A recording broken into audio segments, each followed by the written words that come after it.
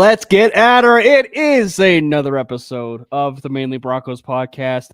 It is a brand new era, ladies and gentlemen, of Broncos country. We'll talk about it all. Of course, the breaking news happened, the not so breaking news happened today on a Wednesday. It was not, and of course, it was not the fact that Dylan Raiola was named starter at the University of Nebraska. That's, of course, not the big news that because if I did that, we would lose probably every single one of the followers as it currently stands right now on the live stream, and we don't want that. But we have a great show lined up for you guys today, so we're going to talk about the big news, of course, which is who the Broncos decided to name starter for Week 1. We'll talk about that. Before we dive into any of that, Brandon, how are you doing, my man? I'm feeling bodacious, man. Bodacious. Just like right. Respect My Co's over here. That's right. That's fucking Bo. I'd actually try to get the bodacious design as my background is to like, it was too tall. It wasn't wide enough to fit, but I'm hyped. Yeah, it's going to be a lot of fun. For anybody that is new in the chat, please make sure you hit that subscribe button over there on the MHRT Network page. It's over on YouTube.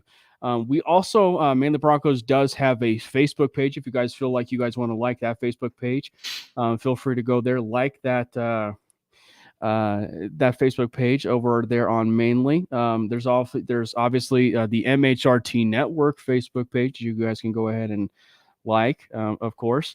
Yeah, it's gonna be a lot of fun. It's going to be a lot of fun as I see Jalen chiming in with the your right comment, and then of course the incomplete, the very famous incomplete. I heard that, and I'm not gonna lie, I heard that in the stands, and it kind of gave chills down my spine. I'm not gonna lie, dude.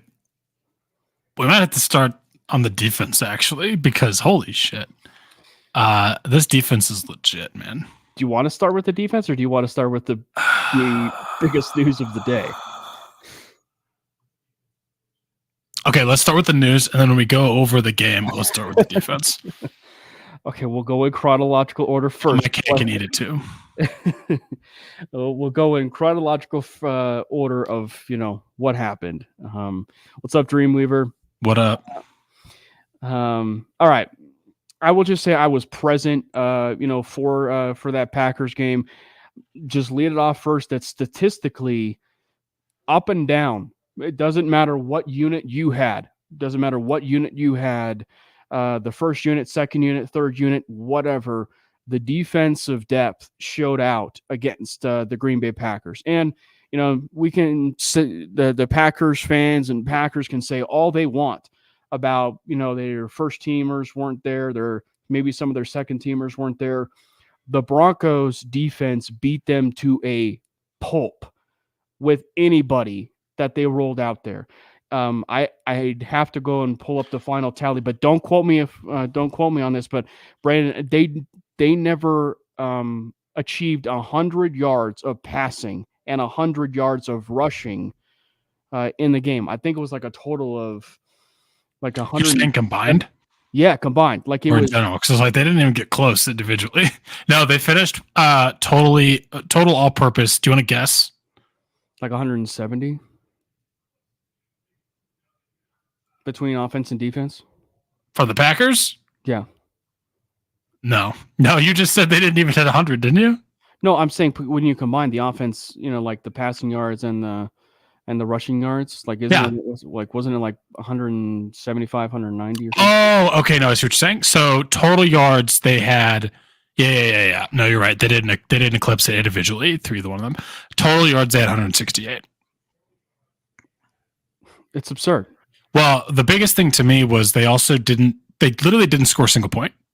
The only 2 points they got was from a safety, which that doesn't count. That was more of in my opinion, that's more on Zach Wilson than that was on the Packers, but not that, safeties happen, but I'll agree to disagree because I think that the play happened way too fast for him to make a decision. And not to mention the referees, I'll be honest, missed a face mask on that play on Zach, and it should never have been. It should never have been. That is true, but I feel like he could have thrown it away. Anyway, that's semantics. Yeah. It doesn't matter. Still 27-2. It's preseason. The score doesn't matter. But really the biggest thing was they just could not get anything going. And it was that way all up until the game. Like, it was that way in camp during the joint practices this week. Yeah. Everything I heard, or at least everything that I saw and read, was Bo have gotten it out. Right. I mean, with how quick he's been getting the ball out. See, I've been spoiled. Man. I expect them to be out in 0.3 seconds. We're boiled, right? A bow. No, I can't say it correctly. I lost my train of thought. Oh, and even like in the week in joint practices leading up to this game against the Packers, joint practices with the Packers, that was the story of joint practice, was, at least from what I saw, the offense of the Packers, even with Aaron Rodgers. I keep wanting to say Aaron Rodgers, Jordan Love. I can't. It's just synonymous. Packers, Aaron Rodgers, Jordan Love. Even playing, and obviously, not an actual football game. It's practice, but we talk about practice. But he couldn't get it going. Multiple interceptions. I think there was like there was a hit on his arm that led to an interception that led to a fight because like the Packers players were pissed that we like physically touched him. Which I mean, you love a good training camp fight.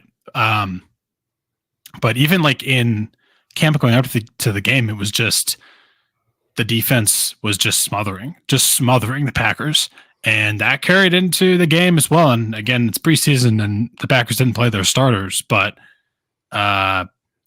this defense, I'm excited to see what happens because you got the names that we've already talked about that are the biggest takeaways, at least for me, like Jonah Ellis. Holy shit, dude. Yeah. Jonah Ellis. If Bo Nix wasn't playing as well as he has been and has been rightfully stealing the spotlight because he's a quarterback and we haven't had a quarterback in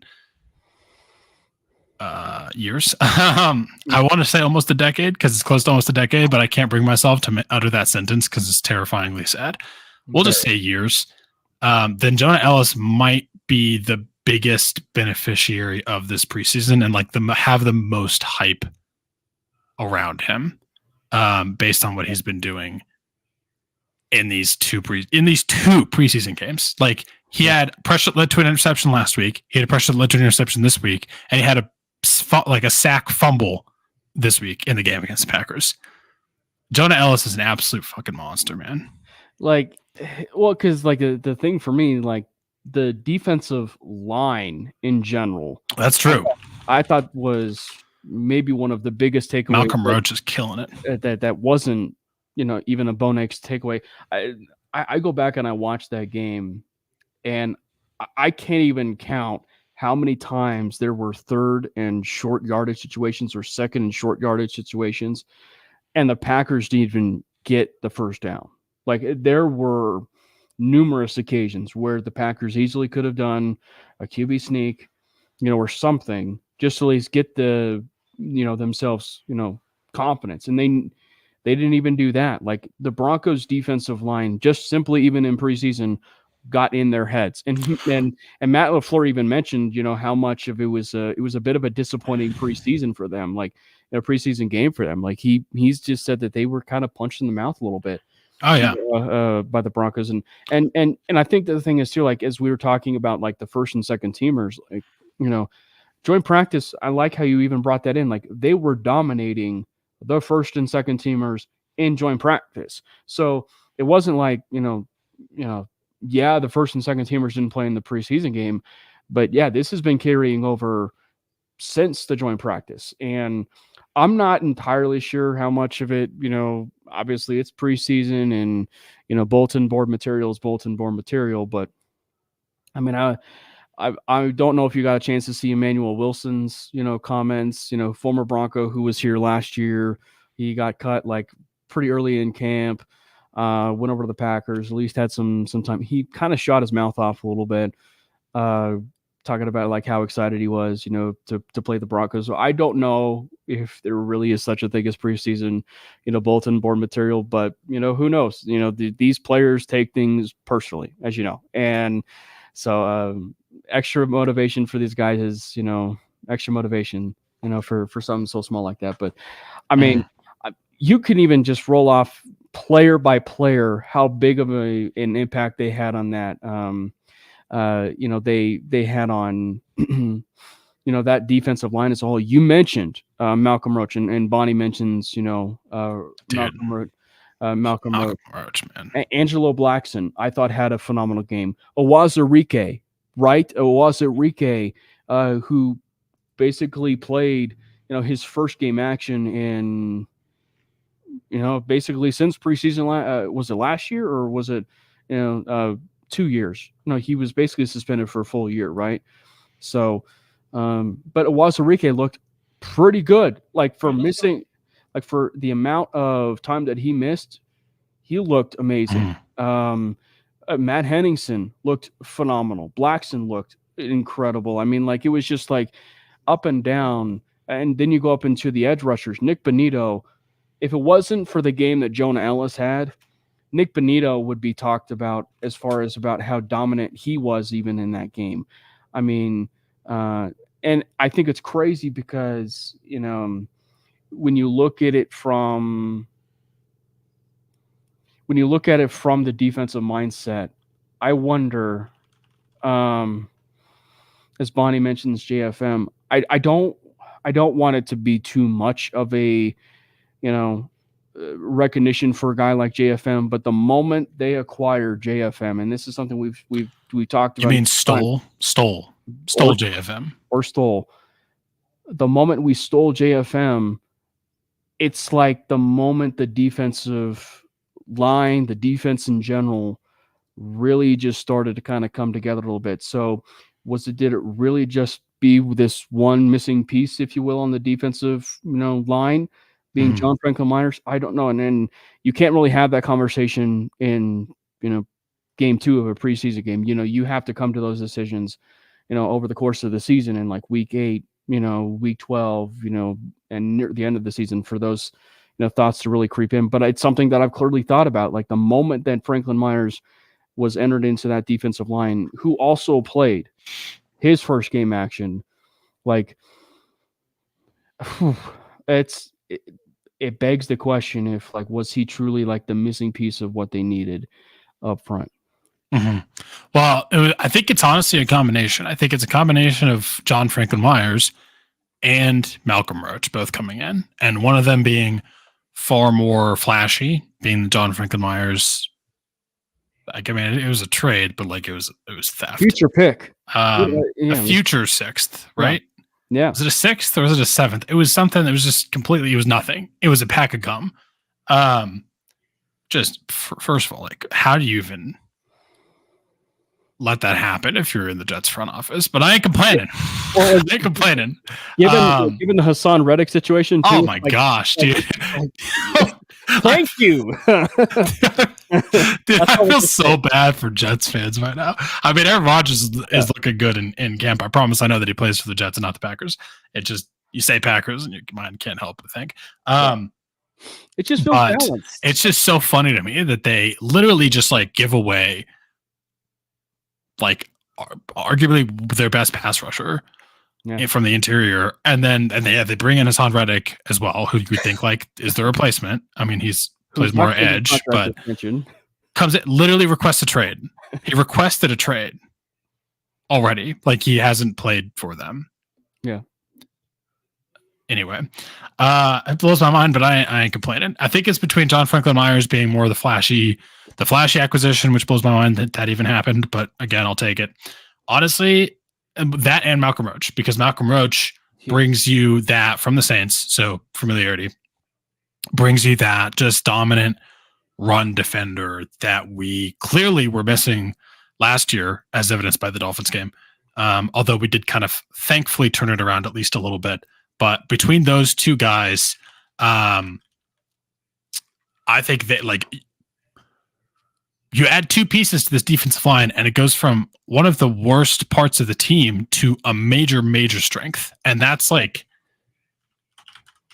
wild to me. And John Franklin Myers is 27. And we just, I think, extended him for 2 years. Yeah.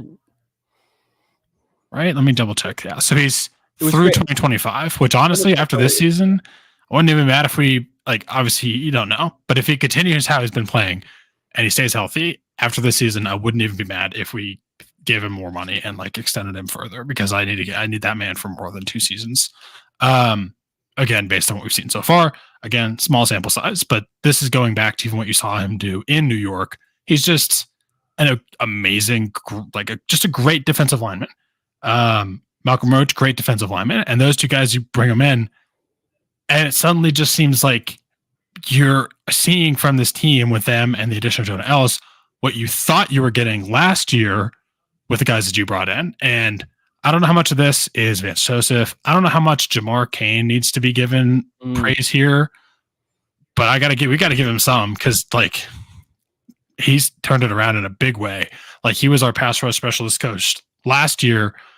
This year was promoted to defensive line coach. So he's the guy that's, in charge of Seahawks stink. Okay. Yeah. True. Yeah. I want to know how week one's going to go, but McDonald's going to be interesting. Anyway, you just see those two guys come in. The bottom line of my point is this. You see those two guys come in and... Did you just say McDonald's stinks? I just want to... No, the Seahawks stink. McDonald's going to be interesting, though. I thought you said McDonald's stinks. Well, the McDonald's is also overrated. But no, Mike McDonald, the coach for the Seahawks, because he's a good defensive coach, is going to be interesting. But Sky says the Seahawks stink. I mean, Bo's winning. Bo and the Broncos are beating the Seahawks week 1. They're going 17-0. That's all I'm going to say. We're winning the Super Bowl. Anyway, yeah, that my whole point of this rant is this. Just holy shit. Like the turnaround that this defensive line has made by acquiring seemingly 2 players and drafting a pass rush machine. Body says is insane. Body says respect McDonald's. Dude, I don't think I've eaten McDonald's in like 8 years. Anyway, no, Mike McDonald. Okay. Oh, hold on. Old McDonald had a farm. Okay. Once you finish your Mike McDonald. I do have a question for you. Is it about McDonald's? No. Okay, go ahead. Did you do your homework assignment?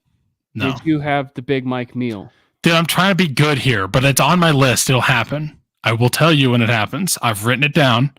I will do this. I'm a man of my word. But I was in the middle of attempting to be like somewhat healthy when this happened. Mm-hmm. But it will happen. I promise you this will happen. Okay. All right. Big Mike. It's also not a Wingstop in my town. So that's going to be a challenge anyway. Like I'm going to have to go to, I think Greeley is the closest Wingstop to me. It'll happen. I promise. Big Mike, if you're listening, it's pretty. He's here. It's pretty obvious that Brandon is playing the procrastination card. Anyway, so I just promised I'll do it. Anyway, when you continue to look at the defensive line, one of the things that really does stretch out for you into other areas is something that we've been really looking for, and that is how will it affect the other parts of this defense? And it's pretty obvious that we're starting to, I'd say, it's looking like we may be getting an answer for that cornerback 2 position. But not just that. Like Riley Moss deserves a lot of credit. He deserves a lot of credit for how he's been playing on the cornerback, 2 position. I think, there was a bit of an overthrow. You can't really put it, too much on Moss, but I mean, like, the play never happened. So it's at least a plus in Riley Moss's direction, but he was burned for a little bit. I mean, at least within that play. But I mean, overall, all things considered, you look at the Indianapolis Colts game, you look at that Packers game. He's looked really good, really strong from that cornerback 2 spot. And frankly, Damari Mathis, Brandon, continues to stack some days together and really play quite well. And I think that maybe we, in terms of the interior, pass rush and the just the depth of it and into the edge room is significantly going to help out that secondary. They say so often how pressure creates picks. Pressure creates picks, and pressure really helps the, that secondary. And I think we have a chance to probably see that finally, with this secondary. And one of the things I'm very curious to see with how the secondary unfolds, I think Riley will be your cornerback too, but I'm curious to see how they kind of mix and match a little bit with how savvy some of their corners are. Guys like, Chris Abrams-Drain, who continues to ball out. Jaquan McMillan. Chris Abrams-Drain is a baller, man. So are we looking at a situation where Riley Moss may end up being, your cornerback too, but in certain dime situations, you'll get maybe Chris Abrams-Drain, maybe Damari Mathis, maybe even a Riley Moss, to, all on the field at the same time. So I'm curious to see, how creative some of these looks will be, for the Broncos within that cornerback position. Like it's going to be, and I will tell you right now, obviously, the bringing the Broncos back from the offensive side of the ball will be certainly talked about, but just from the simple fact that even the coaching side of things, from Jim Leonard and everybody within that defense, the fact that Damari Mathis seems to be trending upwards probably needs to be talked a little bit about more, seeing especially with where he's been the last couple of years, Brandon. Absolutely. I mean, I think the emergence of Riley Moss has been impressive and long overdue, in my opinion. Like, you just didn't see him do anything. And we were kind of worried, and at least I was worried, like, is he injured? Like, what's going on? And nope, he's out there balling. So I'm excited to see that. I think Damari Mathis can hopefully get it back together. I was really excited for him coming out of Pitt, and then he kind of just let me down. But he looked a bit better at the end of last year, and it seems like that's maybe continued a little bit. So maybe Jim Leonard coming in as the new defensive passing game coordinator / DB's coach, secondary coach would be, he's helping him for sure. Maybe just another year under Vance Joseph is helping him. So that's nice to see as well. I think you are seeing a lot of depth at the in the defensive back room in general that, on the one hand, kind of makes you understand why they released Caden Stearns, as gut-wrenching as that was in the moment. Mm-hmm. And I'll talk more about that in a second. It also kind of just, it makes you, first of all, I don't think you could have too many corners, but we were definitely always kind of having that constant question of, okay, you have PS2, obviously. You have Jaquan McMillan now, who's solidified himself as an absolute stud. Then what's next? And like, the amount of guys that have shown up and shown out has been impressive and kind of put my mind at ease a little bit there. Obviously, I want to see them do this in games, in multiple games. Like, I maybe want to revisit this conversation after like week 6 or something. But John Payne falls to the mask good during camp card again. I mean, we'll see. I don't know what's going to happen. Again, it's small sample size, but yeah, I just think you can only go off of what you've seen this season, and that's what you've seen this season so far. So, yeah, or this off season, this preseason. My question for you, and it's something that I'm kind of been, because obviously Mathis was a 3rd round pick. I mean, like, he was a solid prospect coming out, but he kind of faltered a little bit, maybe to his own, unfortunate credit when he, and just wasn't playing well. I think a lot of it is, you see so much hype around the offensive coaches, Davis Webb, rightfully so, with the quarterbacks, Zach Wilson, how much they've been playing, right? I really think too, though, a lot of credit really needs to be given to the secondary coaches and to those coaches. It really feels like, just all things considered, the Broncos really have really good coaches in the building, good teachers which is, I think, what Sean Payton has wanted for a long time. And I think that, at least from what we can see within preseason, the players are really starting to buy in what Payton wants, and specifically, guys like, Damari Mathis are really reaping the benefit of that. And to continue your theme a little bit about, the loss of Caden Stearns from the safety position. Don't you dare steal my guy that I was about to talk about. The guy that I, basically been talking, or I brought up, last week, after the Indianapolis Colts game, which was Keandre Smith. You're not even saying his name correctly. Get out of here. But yeah, Keandre Smith. But he played exceptionally well. He needs to change his number though. Except for 43 is probably, rightfully owned by TJ Ward, and that's about the only thing I can think of with 43 on the back end for a safety. But he played exceptionally well. Come up with the second pick in 2 games. And I don't know about you, but especially after the second preseason game, Brandon, it might be time to kind of file away this Devon Key situation with him getting some reps with the first team. Let me come back to that real quick. You know who got the pressure on the quarterback on that Keandre Smith pick? Jonah Ellis, baby. Nasty spin move. You could see it better at the ultimate. I think it was both picks, Brandon. I think it was actually, yeah. Yeah, I think Jonah Ellis actually pressured one of the 15,000 quarterbacks that played in the Colts game. Yeah. Yeah. So I'm very curious to see, how it all shakes out. But yeah, you were talking about Devon Key. Sorry, but in a Devon Key, like here's a player who was kind of not thought of at all.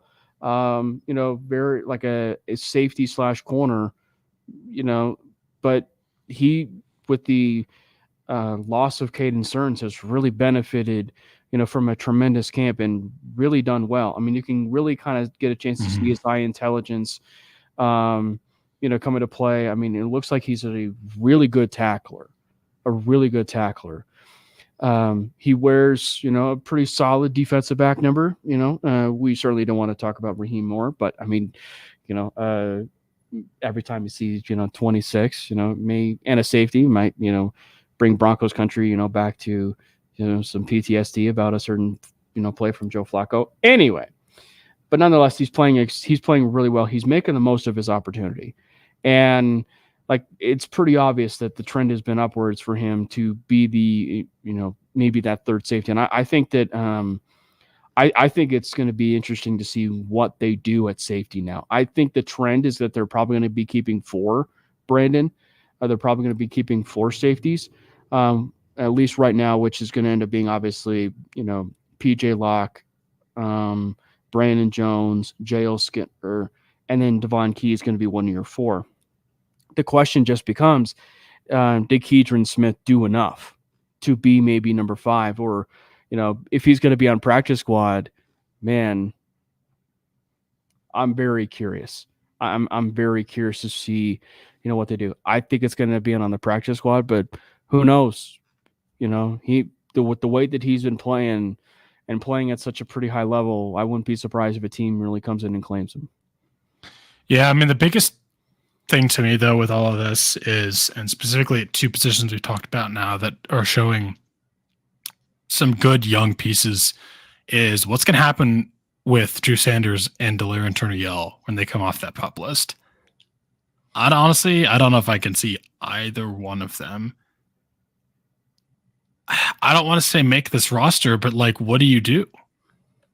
Like, I don't want to say that they're not going to make the roster, but I literally don't know what my answer is. Well, I mean, I think contractually, you look at the way things Broncos have structured the inside linebacker position with Cody Barton, Justin Sternad, and some of those other players. They're 1 year contracts. So I mean, I'm agreeing with you. I don't know what the future is going to be holding, with it, but I mean, that would just basically leave, Sanders with the possibility that maybe they still want to keep him on the inside. Maybe. And that they don't want to put him, out there on the pass rush, which is what we've been pick position. Which is kind of what we've been wanting. We want him to really kind of find his niche, as an off-ball linebacker or an inside linebacker, not really being a pass rush guy, right? And I think that, that's our hope, is that that's what they can, have a conclusion with, right?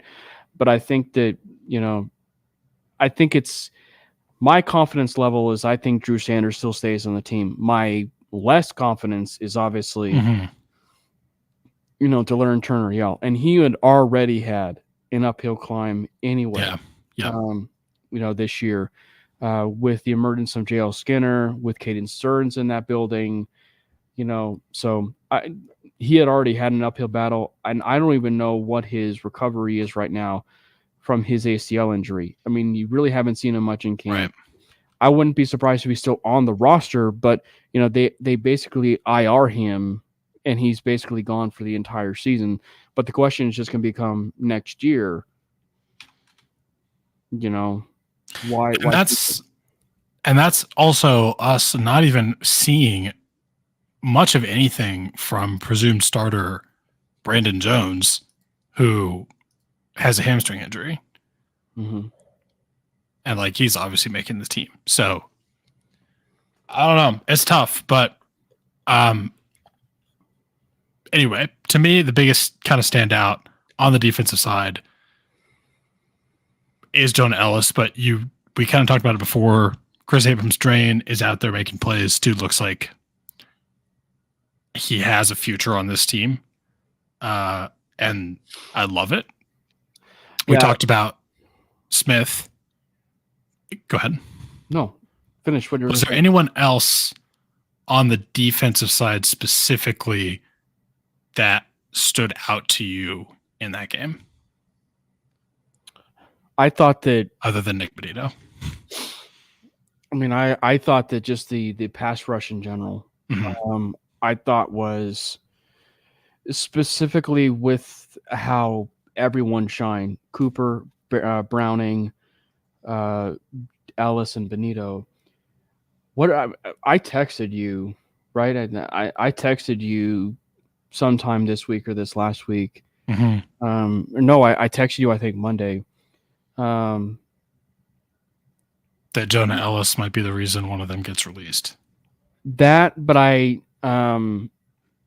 also said I think we also maybe just overall, not us or anything else, but I'm just saying, I wonder if maybe overall people are maybe underestimating this pass rush. Oh yeah, you sent me that too. Yeah, and I think that it really has to do with Jonah Ellis, and especially with Nick Benito, because the play of Jonah Ellis really is going to make it so interesting for the Broncos, given contractually what they will have with Cooper and Browning, that if they feel very strongly about Ellis and what he will do in the season, it's going to get to the point where what do you do with Cooper? What do you do with Browning? And because at least on the cuff in preseason, from what we've seen from Ellis, it was number one edge rusher stuff, pretty dominant stuff, from strip sacks to getting to the quarterback, creating pressures, that's going to end up causing turnovers. That is dominant edge rusher stuff. Granted, it's preseason, but the early returns from what we're seeing from Jonah is exceptional. And this is something that you go back to his draft profile, you go back and you look at him as a prospect. He was a pure sack artist. When you go and you look at it from Benito's, point of view, they were somewhat similar to a certain degree, right? But the thing that made Ellis a little bit more of a fascinating study was he had a little bit more in his bag and an arsenal as a pass rush than Benito. Benito is certainly still coming along and really emerging quite well in his second year, right? Or I should say second dominant year, and now that he's had, Jamar Cain, a guy who's familiar with on his D line, and he's playing well, but I think that Ellis is really going to make things really difficult for the Broncos for what they want to do with guys like Browning and Cooper. Mm-hmm. No, absolutely. I do think Cooper had a pretty good game as well. Mm-hmm. It's interesting. I don't know. I don't know what's going to happen in that room, but this defense is going to be Try not to get my hopes up. This defense is going to be exciting. That's all I'm going to say. I'm excited to see what happens. Trying not to get my hopes up too much. I don't want to be disappointed. Yeah. But and we're seeing the offensive questions in the chat here. We will get to the offense. I promise you. Why don't we get to it now? Why don't we get to it now? Okay. So, the biggest thing that stood out to me in should we go kind of a bad way? Go ahead. Okay, no, go ahead. The depth of the offensive line, or lack of the depth of the offensive line, might be a better way to explain it. Yeah, let's start. So this is a really good lead in. Bonnie, I think his first question that he had was about the center position. I wanted to bring that up. Yeah. So I really thought Forsyth looked pretty good. He was pretty good, but everyone else, except for maybe Matt Parrott, who was decent. Well, Wattenberg was fine, but like anything that's good. But yeah, well. We're talking just center. Okay, yeah, go ahead. Yeah, it was rough. I mean, it was pretty rough, and but I am still kind of curious to see how things are going to unfold with the center position. I think right now, if you're kind of a betting man, and with where things are certainly trending toward, it seems like you might want to pencil in Luke Wattenberg as your starting center. You know, he's gotten the most reps at center. He's not gotten any reps at his other positions. It's just been center. Whereas Alex Forsyth, maybe to his credit, Forsyth is maybe going a little bit out of his comfort zone and playing guard a few times in preseason and done quite well. I mean, I should add that. And he's actually done quite well. But I mean, between both of them, those are probably your big pluses, you know, regarding the center position. But everything else that's after that, it's a bit rough. I mean, Will Sherman, you know, it's a bit rough. Will Sherman had a really rough game, specifically on the try and block of Zach Wilson on that safety. He was rough. There's something about, you know, people with the last name Sherman and being trash. I don't know. I hope he beats you in fantasy. But anyway, but he was just really, really rough. He was rough. Palczewski, man. Palczewski. Sorry. Frank Crum was rough. Yeah. Palczewski, just come on. I want to love you, man. Please don't let me down. He wasn't as bad as Crum, but no, Crum was the worst. But Palczewski wasn't great either. Just that entire backup offensive line, to be honest, like I'm low key scared. Like we gotta do something. When maybe some other guys become available from other teams during roster cutdowns, we got to pick someone up, because if any one of our starting guys goes down, except for maybe center, you know what? I think Forsyth was good. Yeah. But other than that, man, I'm scared. Well, and that's a really good point to, again. I mean, go ahead. I was going to say it's a really good point that I think it needs to be re-brought up. So the Quinn Bailey injury was not a major injury in the landscape of the Broncos injury. Like it's not like Bo Nix goes down, right? And you know, and they're scrambling to kind of make it work.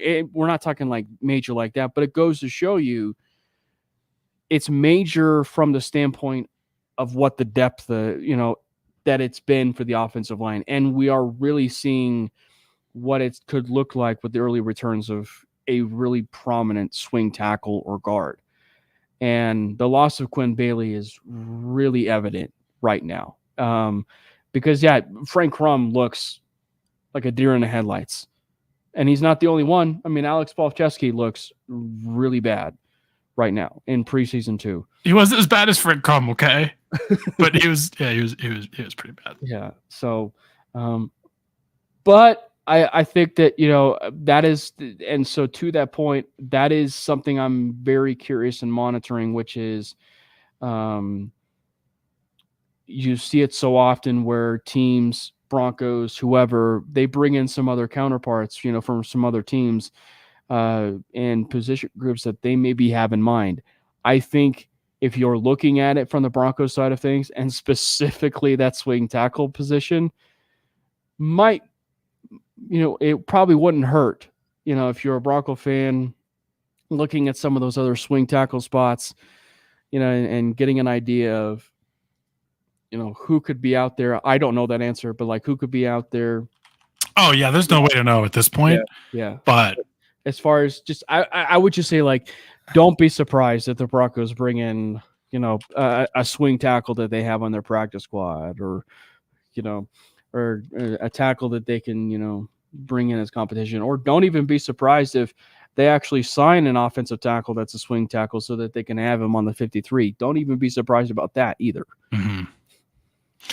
Man, that's just where the Quinn Bailey injury sucks. Yeah. It sucks. I mean, yeah, you don't know who's going to become available, but I feel like we got to at least be monitoring, and obviously the team is, but I just, yeah, the backup offensive line just looked bad. That's just where I wanted to start there. I wanted to get the ugly out of the way. Yeah. It was not good. But, I mean, to be fair, almost no one in the NFL, unless you're the Philadelphia Eagles, has good depth at offensive line, because the players aren't they're just not there. Some people don't even have a good starting offensive line. Like, so it's just that position group that it sucks to see it and then realize that if someone goes down, you're in trouble. But it is just that position group that's like, it's really hard to have good depth. Yeah. To people in the chat, we will get to the main course of this show. We'll get to the main course. We're just kind of we're peeling it back. We're giving you guys appetizers. We're giving you guys appetizers. We're gonna get to the main meal here in just a little bit. Think of it like, you guys are overseas in Italy and you're having like a 3-hour meal. This is not going to be a 3-hour show, but you're gonna enjoy it. You're gonna enjoy what we're telling you. 3-course meal might be better. Well, I mean, what's the best part of the 3-course meal that you save for last? Dessert. But the thing is, like, they do have 3-hour meals in Italy. Like, I know. I'm just saying, like, 3-course meal with dessert might be a better. Example. But so let's go more into the offense. You mentioned Jonah Ellis, probably, Bo Nix getting 400 times.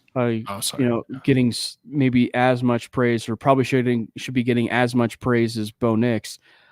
I'm gonna one up you. Oh, Tim Patrick. Damn it! I was gonna say Tim Patrick. Tim Patrick is back, baby. Tim Patrick should be getting about as much praise as Bo Nix right now. Yeah. And look, it was understandable why maybe ourselves or other Bronco podcasts or anybody, we're looking at it from the standpoint of, will Tim Patrick be on this roster? It's understandable when you look at it. He's coming off multiple injuries. He's coming off, very scary situations. And so, and of course, it's a very cost-efficient deal to move off of. And you look at the room. Like, it's possible, that maybe the Broncos wanted to look at that and maybe feel like, oh, maybe they do want to move on from a guy like Tim Patrick. That said, then you turn on the game film, and he puts to bed every sort of narrative that came across your brain or even said on a Broncos podcast, to the point where he's not going anywhere. Tim Patrick is not going anywhere. He will be on the Broncos 53-man roster. Frankly, I wouldn't even be surprised, depending on how well he does. He could be an extension candidate, depending on what they do. It would be, cost efficient, I would imagine, in terms of maybe wanting to stay here. But yeah, he looked really good. And like, he looked like he was, the ability to use the middle of the field, the ability to use down the field, whether it's been in training camp, clips. Shout out to the real MVPs, by the way. Again, shooting clips over there in training camp. But I mean, like downfield throws, for the quarterbacks. Like, I mean, he looks like he's that reliable wide receiver, that reliable threat that the Broncos have really needed out of that room. And then you factor in Cortland, right? Like, it just feels like the top 4 wide receivers is just really cohesive of a unit right now between them. And it's really nice to see. And a lot of that has to do with the emergence of Patrick.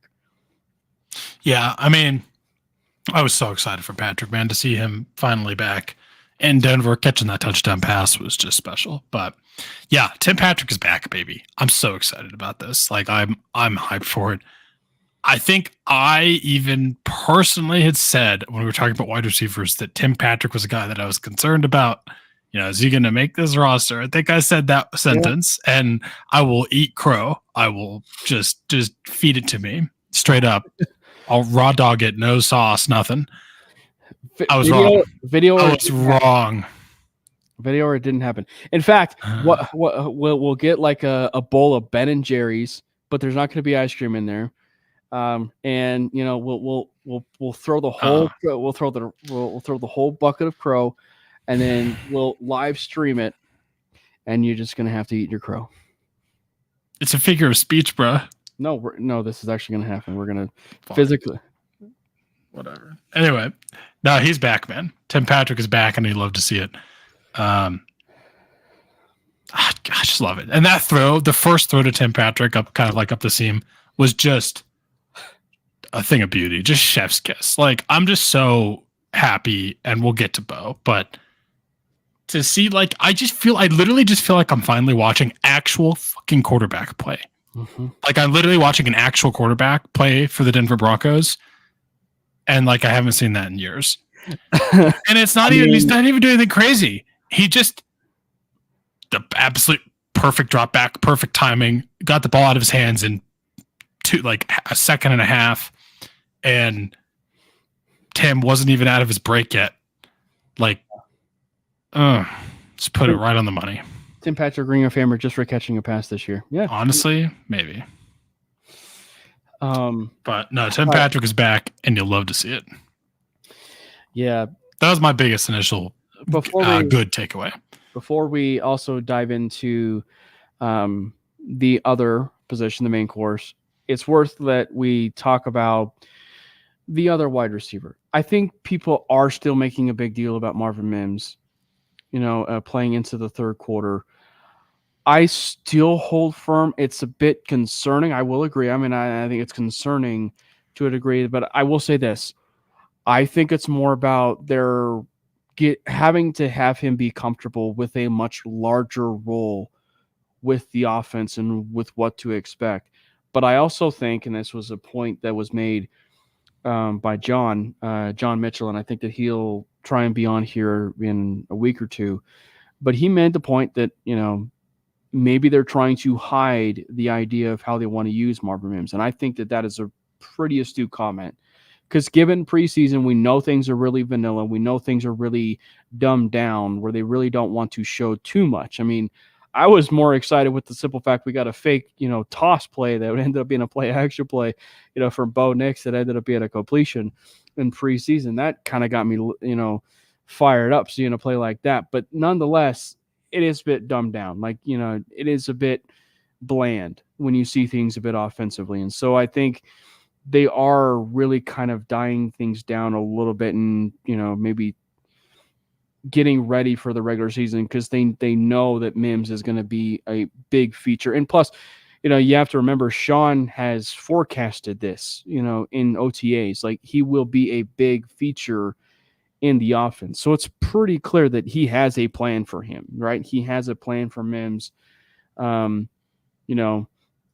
mean, I would also, sound foolish if I didn't say, that it's at least concerning to a certain degree, because I mean, you never want someone who's a big focal point of your offense to play into the third quarter and, all of a sudden some fluky injury happens, in preseason and, and you're down one key wide receiver, right? So I mean I don't.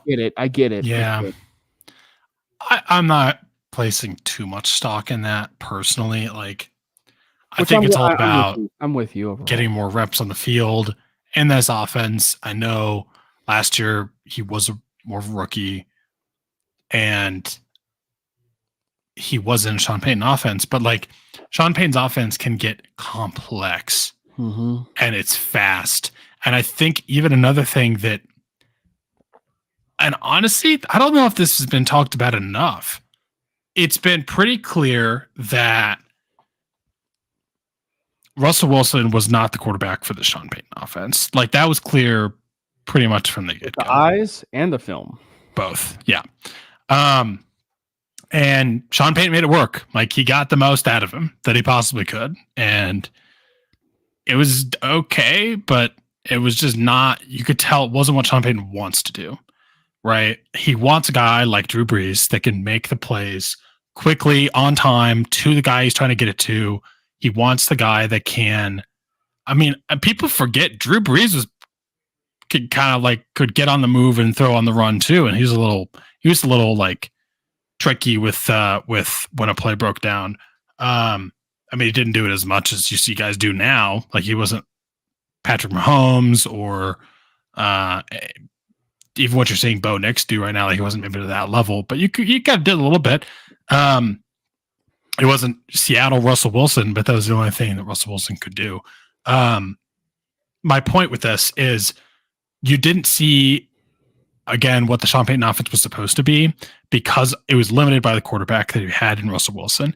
And I'm wondering how much that also stunted the growth of young offensive weapons, specifically like Marvin Mims, in that offense, who are trying to learn a very complicated, fast offense with a guy that can't even play it correctly. They had to dumb it down. They had to probably learn a different offense just for last year, just to get through the year with Russell Wilson.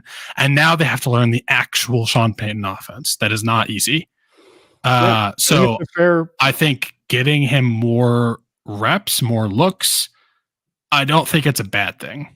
No, I don't think it is at all. And that's why I'm like, because like overall, I agree with you, Brent. I'm just saying, like, objectively speaking, like I would be foolish if I wasn't, and the least bit concerned just to a small degree. Oh, no, you're right. I just wanted to bring up that thought because I haven't heard people mention that enough. Well, because like, and maybe it's because people are a little bit concerned because the moment we say those types of things, with Marvin Mims, it can come across as if, well, Sean Payton could be shielding him, or maybe shelving him a little bit because, he doesn't want, to lose the prime years because it gets wasted, with a quarterback that he really didn't want. That sounds really bad, when you certainly say that, right? But the thing is, like, you want to make sure that, you are also developing every single player in your room. And Marvin specifically, when you even look at Sean's offense, he really will feast in that offense. And so it's really appropriate that he get used to it, right? And I think that this is a nice little comparison, Brandon, to another wide receiver in the room. And it really kind of goes hand in hand. I would expect the same to a certain degree with Troy Franklin. Expect Troy Franklin not from the level of, of the level of playing with a quarterback that, he doesn't want to play with. We know that Troy played with Bo. It's more to the level of what Brandon mentioned, which was it's a complicated offense. It's a very complicated offense. And it makes a ton of sense with Franklin being such a young wide receiver for him to be given a bit of a redshirt year. He'll be on the 53-man roster, by the way. For anybody that's kind of like out there thinking that they may practice squad him or whatever, he'll be on the 53-man roster. But like, just expect, I would expect them to probably redshirt him. He'll get probably some snaps here and there. But I think it's more to what you are saying, Brandon, which is like, he's got to get accustomed to the offense. He's got to get accustomed to, the Sean Payton, route tree. and route combinations, everything that he's asking for. And then at that point, that's when you'll see the results really flourish with a guy like Franklin, especially considering the fact that they kind of would like to see him more on the outside, So maybe that's a nod that they do want to go younger at the position. But so I do think overall, in the overall vision for Franklin, they have a really good vision for him. And so, but don't expect it, now in the sense of like what you're talking about. So I'm kind of talking through the points, Brandon, but I would venture to agree with you. I think it's more about, the offense. And so from Franklin's case, I think it's probably, they want to make sure that he really understands the offense of what Sean's looking for. Absolutely. Yeah. And I mean, that's another thing that I've seen people be pretty quick to point out is like the lack of Troy Franklin, I guess. But I mean, again, similar thing kind of with Marvin Mims last year, but I just think it's first of all, I think the return of Tim Patrick is kind of proving there's some guys in this wide receiver room that are kind of showing up a little bit. And like Troy Franklin clearly was struggling a little bit. He's a rookie. He's not going to not everyone can come into the league immediately and be fantastic. And yes, a lot of this draft class has kind of shown that kind of has done that. And this is trending towards being a solid draft class for the Broncos if everything continues the way it's going between obviously Bo Nix, Jonah Ellis, what we've seen from Chris Abrams-Drain, Audric Estime a little bit less. Troy Franklin obviously is kind of the sore thumb in that of like, well, we haven't really seen him do much, but he's a rookie. It takes a lot for him to get accustomed to it. There's a lot to learn. And I think you can give him some leeway. It's going to be the only thing that sucks is it's going to be kind of an uphill battle because it's a very crowded receiver room. And I don't think you could say he's not going to make the team, but we're going to have to use a roster spot on a guy who's still coming along is the only thing that just kind of sucks a little bit. But I don't think by no means is the book written on right. Troy Franklin and he's a bust. No, I haven't seen anyone say that, but I think people are overblowing. Yeah. I think people are overblowing that a little bit in terms of that's right. Just him not doing as much. Like we've seen David Sills show up and make some nice plays. Yeah. Devon Vele has been an absolute standout in camp, and I'm just sad we just didn't get to see him more because he's dealing with some kind of undisclosed injury. But Josh Reynolds, Cortland Sutton, Tim Patrick, reemergence of Tim Patrick, Marvin Mims, even guys like Lil Jordan Humphrey, Brandon Johnson. Yeah. It's a crowded receiver room. Yeah. That's the biggest thing.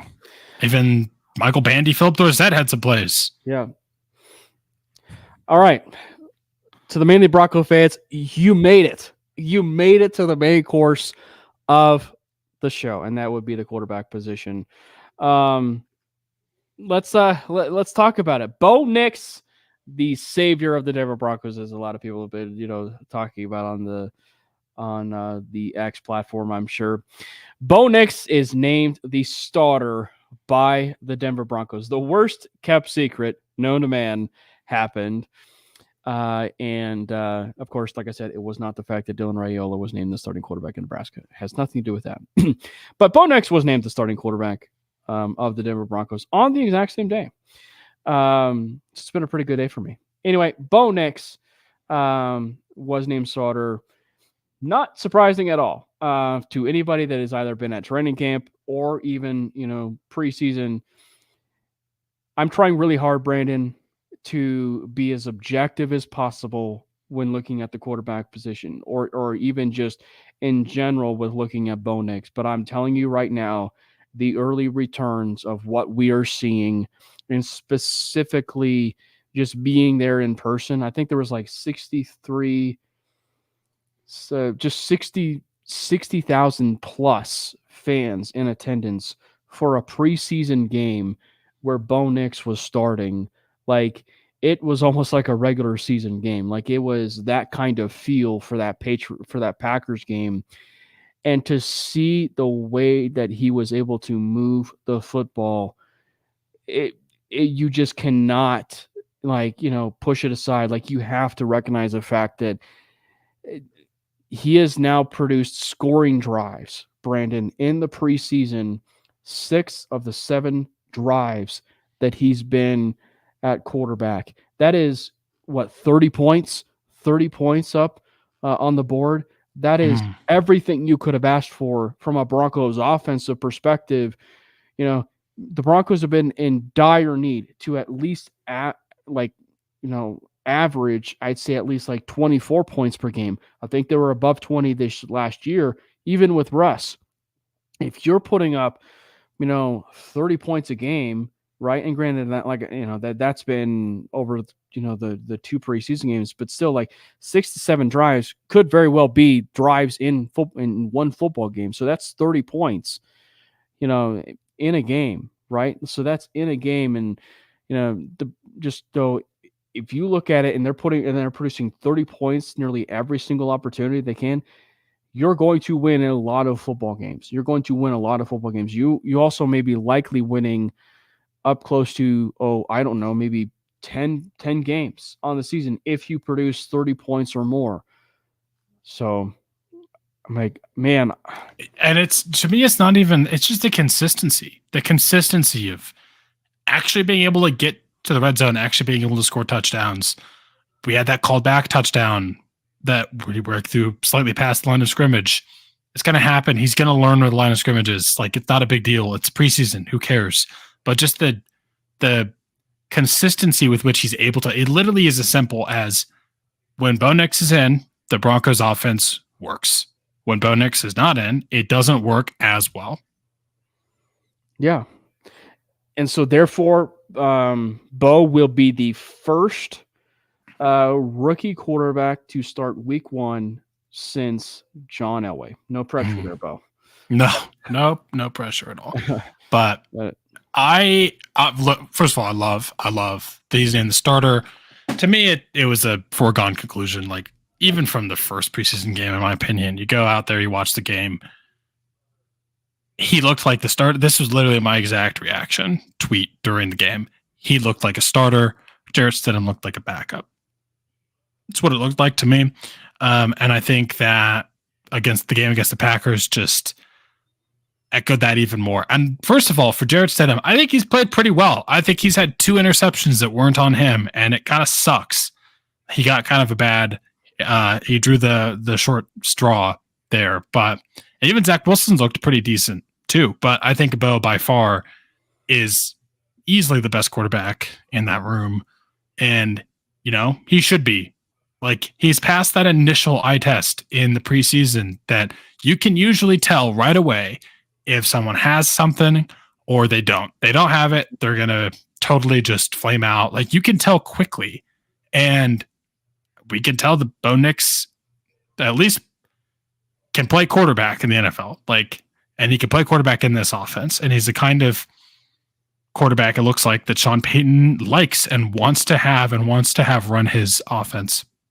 Very predicated on, being able to read a defense quickly, know where to go with the ball quickly, be accurate with that. And like, we haven't seen him make the insane. I mean, like, I kind of compared him to Drew Brees earlier, and a lot of people do that just because that's obviously the main quarterback that Sean Payton had in his career, but he is kind of similar. Like, you go back and watch Drew Brees, and obviously, again, very, very, very short sample size.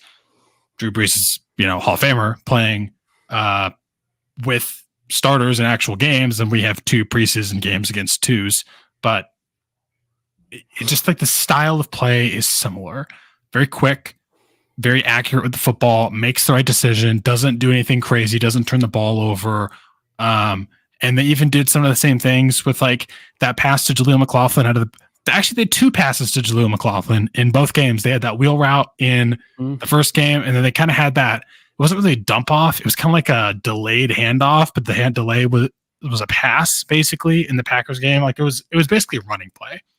It just that the way that the ball got from Bo to Jaleel was a short pass rather than just a handoff. And you saw him do that in Seattle, in New Orleans with the Saints. with, again, Drew Brees and really all their running backs. They kind of did that with, but just a quarterback that can actually run his system that he has not had so far here in Denver. There were some terrible picks by you. There were some throws though that really stood out to me, at least. We talked about the one to Tim Patrick initially that just, again, great timing through that pretty much before Tim was even out of his break, before he even turned back to the ball. And then that throw to Cortland Sutton on like the kind of in dagger down the field for like 24 yards or something like that. The overall view, absolute beautiful. The view that I had of that particular throw, was something. So like where we were sitting, like we have like, I think it's like section 135. And so like we're right above like where, they come out of the tunnel. And so like we had like a really nice shot view of that. And you could just see the quick process that Bo is going through with his progressions. And he finds, Sutton like as quick as he it was so fast. It was so pretty to watch. Like I absolutely love the fact that so of all the plays that I saw from Bo in the, actually like in the in that game, that was by far the absolute like best play I've ever seen. That was my favorite of his this preseason. Yeah, that was my favorite throw by Bo. I think the most impressive part, by the way, we are doing a draft right now, by the way, with Bree and Joey. I think it's more impressive with the fact that I'm multitasking. Wait, you're doing a draft right now? Yeah. But so I'm more multitasking, doing a live stream and selecting. So I don't know. I should be given some credit. I think we had to do some some keepers, I think. And so like I think my keepers were like Purdy and Hurts and Henry and I had a fourth one in there. But I picked Chris Olave and Kyle Pitts as my two picks right now. Okay.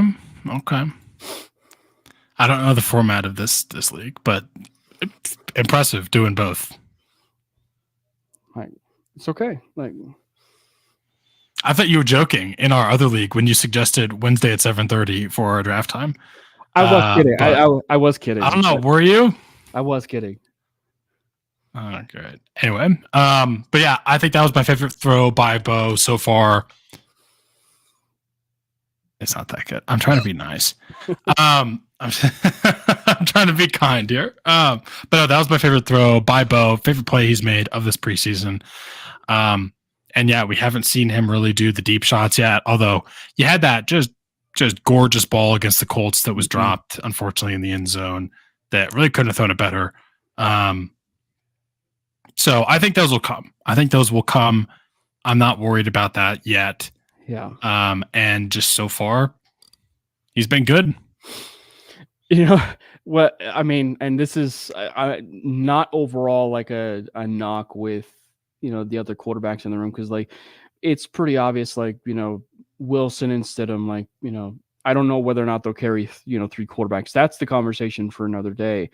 But it was pretty evident. Like it goes to show you how pretty evident Bo was the starter. So in the Packers game, he finished with like 8 of 9, right? 8 of 9 for like 80 yards for 80 yards. Touchdown. Yeah. So like the completion percentage, the yards, per pass, whatever, was like 8.9, right? Like it was like 8.9.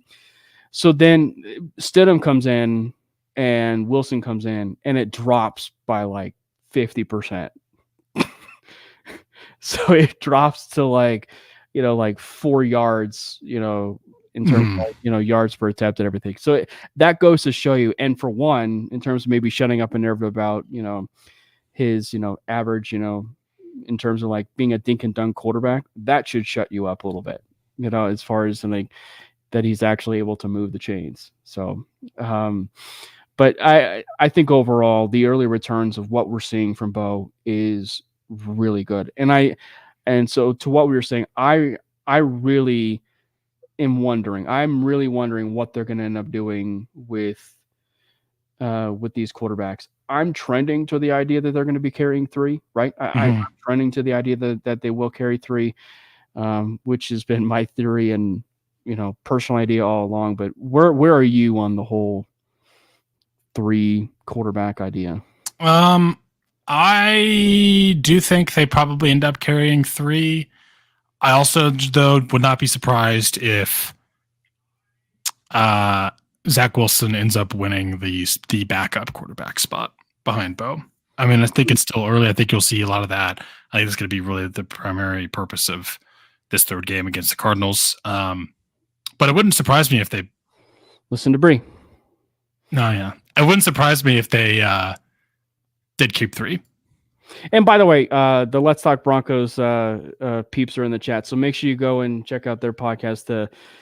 They do a terrific work over there, and obviously it's not just the podcast. They do articles over there, and they just created the Let's Talk Buffs again. Like I know that I think they did a show once. I want to say it was some Mario guy or whatever.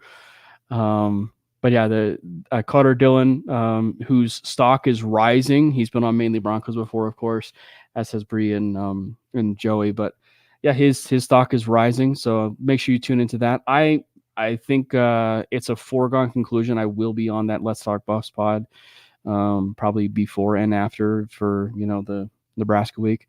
So yeah, go check out the work that they do. Tremendous work and content that they produce over there. So yeah, thanks again, Bree. Yeah, thank you. They do awesome work. But yeah, I mean, it wouldn't surprise me at all if we keep 3 quarterbacks. Yeah. Yeah, I think the real test of where things will go for that backup quarterback position will be the third and final preseason game with the Cardinals. I'm curious to see how it will shake out. Obviously, the question that we all are wondering in terms of Bo Nix is, well, now that he was named starter, should he be given reps? Should he be given, a drive? Should he be given, a couple drives? From my point of view, I don't see where it's beneficial. I mean, aside from, he's a young rookie quarterback, right? Obviously we know he's 24, but like, if you feel it's necessary for him to get a drive, then have him go out and get a drive. But with what he's been able to show and with what he's been able to produce in preseason, it's really vital that they kind of like put the clamps on Bo and he just spends nothing but his preparation for Seattle for week 1. Like, that's what I would do. Yeah, no, absolutely. I do think that that's going to be really all eyes at the backup quarterback spot in this final preseason game. And then it's just also going to be any of those like kind of final roster spots that haven't been decided. You're going to see a lot of, I think you're going to see a lot of youth played. I think you might see maybe some more Troy Franklin. Maybe. I think you're going to see probably some Michael Bandy. The interesting thing to me is like what they're going to do in the running back room. Jaleel McLaughlin. I'm saying it too quickly. Obviously, been a beast. Samaje Perine. Is this a showcase game? Maybe it could be. Nope. To me, Samaje Perine is trending towards not being on this roster. Blake Watson. We'll see what happens there. Javonte is back. He's your guy. Another takeaway. And he looks really good too. Like, he does. He looks. Really Tyler good. Beatty scored again, too. Are we sleeping on him? I don't know, but there's some guys going on there. To me, Samaje is the clear out. He's just the guy that's out. Audric Esme is going to take over any of the pass blocking duties, in my opinion. But Tyler Beatty will be an interesting name to watch. It will. I do think that I'm very curious to see with Tyler Beatty because like I'm rooting for him. I'm 100% rooting for a guy like that because people just forget about him, especially with like names like Blake Watson. You and I was gonna say Tyler Beatty and Blake Watson, very similar players. Because like I think that like that's the thing is like we were so hyped about Blake Watson, Blake Watson. And the signing of him as an undrafted free agent. But, here comes, Baden. I think it was Sayre who mentioned that like nearly every single touch that he gets in preseason has been a touchdown. So, I mean, like, so it's obvious that even if it's preseason but like he's able to produce, like when he's in the game, he's producing some high level play. So I'm curious, what is it that's keeping him from taking that next step with some of these coaches? Like, what is it that is deterring him from taking that next step up the ladder? Because I would be curious, if given that extra opportunity, whether it's here or somewhere else, how can he be able to move up that, proverbial ladder, become maybe, that second running back, that third running back for a team, a rather viable option for some teams. So, because it does feel like he's a bit of a forgotten guy. Like, one of the better touchdowns of his career was that game against the Chargers. It was a screenplay. I can't remember exactly when, but he took it. It was him and Melvin Mack. Like, it was nothing but the screen game. Where Mack took it to the house, and then they did it for Beatty, and he went in and scored, and he was. I mean, I will say in open space, he's a really impressive running back in space. Yeah, definitely. So that'll be interesting to me to kind of see what happens there. I definitely think you might see Samaje Perine get a lot of work in an attempt to showcase him a little bit and maybe get something. Although I doubt it, but maybe get something. I think he's only 28. Trade him to the shocking. Let's have him go back to the Bengals. Honestly, maybe. Did you see that Chris Evans, not the Captain America, but did you see Chris Evans, the back who was formerly of Michigan, got injured or something, and so basically the only lone like reliable back that they have at this point is Chase Brown from Illinois, who was the rookie last year with the Bengals, I think. Don't quote. So the Bengals, what about Zach Moss? They have Zach Moss, but I mean, they still need a guy. Like, they still need a guy. Yeah. Yeah. I mean, he's familiar with the Bengals organization, but someone needs pass catching, lead blocking back, right? Yeah. Well, maybe. And that's the thing, is like it goes to what we've been mentioning, with Samaje. It really isn't so much about the fact that like it's not that like we're trying to say like he's not talented or he's not. He's a great pass catcher. Like, he is a great pass catcher. He's a great, pass blocker. It's just in the room that the Broncos have, it's really hard to see what a future is for him, especially if Audric Estime is, he may be a bit slow right now as a running back, but with what Estime's been able to produce from a pass blocking perspective, I would say that far outweighs the impact, at least for a young rookie, with where things are, because you can probably practice and get him better as a running back from that side of things. But the fact that the early returns from him as an elite pass blocker, I would say, is maybe enough that you could even move on from Estime, even from that standpoint too. Like, Estime is really proven to be a really good pass blocker. And the biggest thing that sells you on Samaje Perine is his pass catching ability, and then he had that just absolutely brutal drop / lost ball to an interception against the Colts. I mean, I don't know what's going to happen, but you just hate to see it, because he was definitely a big part of their like extension of the running game last season that kind of came through pass catching. I'm going to drill specifically. I mean, last year we completed the most passes to running backs, which I don't know how much of that was just part of the Sean Payton system, because we know that he loves to do that. He loved to do that in New Orleans. I don't know how much of that was just because Samaje Perine is a good pass catching back, but I feel like a lot of it was because it was Russell Wilson and he just threw it to the running back. But take your pick. I do think you are going to see the running backs used in the passing game. That is just that's a Sean Payton staple of his offense. But I just don't know what's going to happen with Samaje. That's the biggest thing to me. I think you might see him play this next game a decent amount just to see if he can take another step forward and not play as poorly as he did in at least against the Colts, and just kind of see what happens. But that's, to me, I'm interested to see what happens in the running back room. It's clear to me Javante's the guy. Yes. Jaleel is going to be like, Jaleel can be your pass catching guy. He's not going to be your pass blocker, but Audric Estime can. He'll be that. Blake Watson might stick around. I don't think we're going to carry 4, but I don't know if I see the path to Samaje Perine being on this roster. That's the biggest thing to me. Jaleel's going to probably end up being your, Darren Sproles. For anybody that just need a good runner with Javante's concerns. I mean, yeah, that is definitely like something to consider. I mean, Javante looks really good, but he is coming back off of, year 2 removed, but a significant knee injury. Yeah. Is it Jaleel?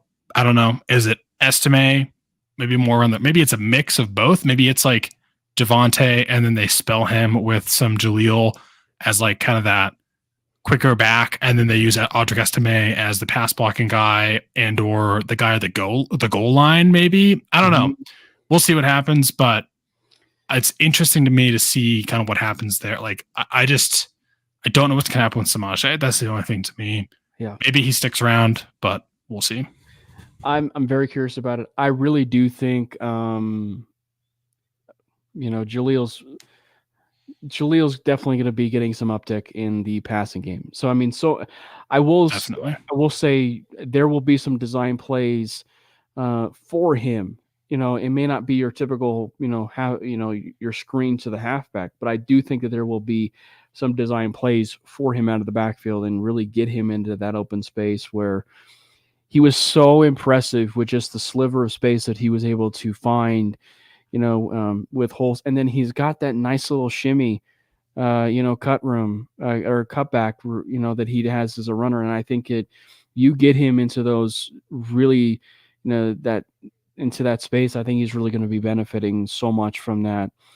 So I'm very curious to see what the plan is overall for him, because he could be that running back number 2. I mean, maybe not necessarily from the pass blocking side of things, but just from like the total, carries, touches, what have you. He might end up being the running back 2 just from that standpoint. One thing before we dive into finishing the show up, we didn't get a chance to talk about, possibly the other big return that is continued, and that would be Greg Dulcich. D'Artagnan, Weird Al Yankovic.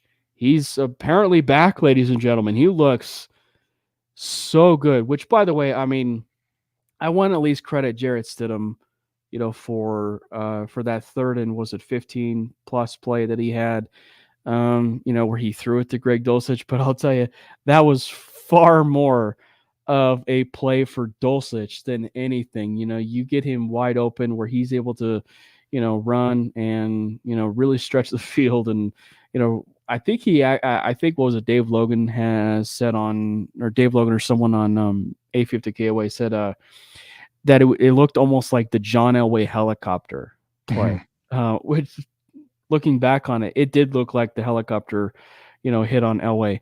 Like, he took a huge hit and he was able to get right back up. And, like it was just a flesh wound, So Greg Dulcich looks incredible, Brandon. Like, he looks really good, aside from obviously the flock of hair. Oh yeah, absolutely. I can think of one person who you're making very happy right now, but I definitely want to see more of Greg Dulcich. I just want him to stay healthy, man. Please stay healthy. Lucas Kroll was he was way better in the Colts game. We'll just say that. Yeah.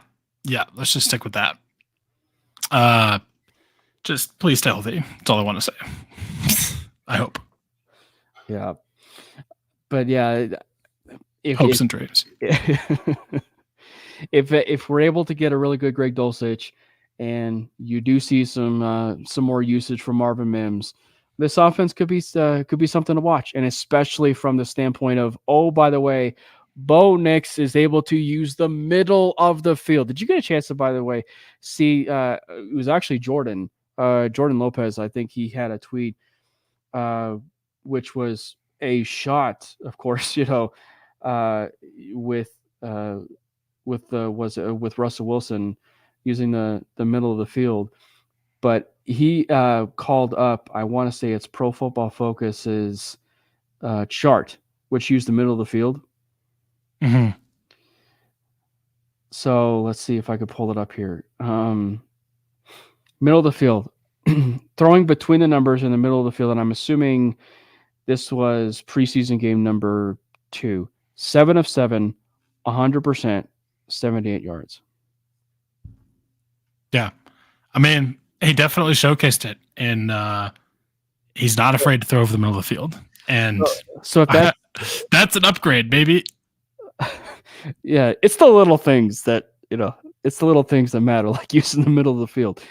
But like, that's the thing. It's like, with Dulcich and, and Marvin Mims and Tim Patrick, especially, like, there were a few occasions where Josh Reynolds was in the middle of the field that Bo was able to find and hit him, in the middle part of the field. And there was a point where Tim Patrick was, in the middle part of the field, and he was able to hit him.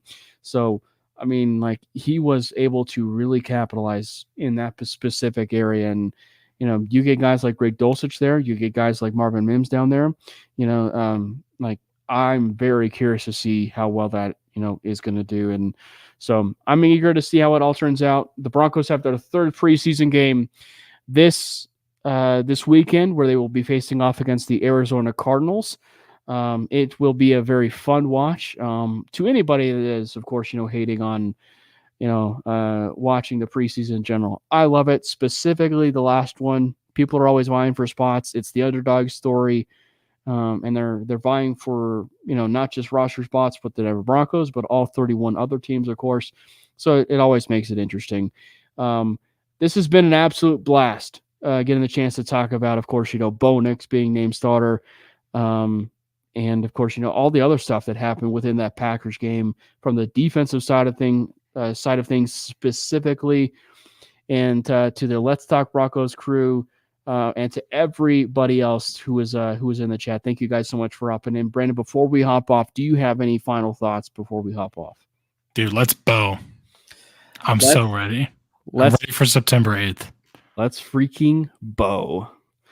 For Brandon, myself, make sure you follow us on social media at Cameron Parker PO and Brandon Miller PO. You can also follow the show handle that we have at Manely Broncos. Make sure you do that. And of course, as we said at the top of the show, make sure you like and subscribe to the MHRT Network over there on YouTube. We'll see you guys next week. Fast lane when I pass in the street, bag of money in the passenger seat. Simcoe's been asking for me on the road from the west to the east. Way up, I might never come down, cause the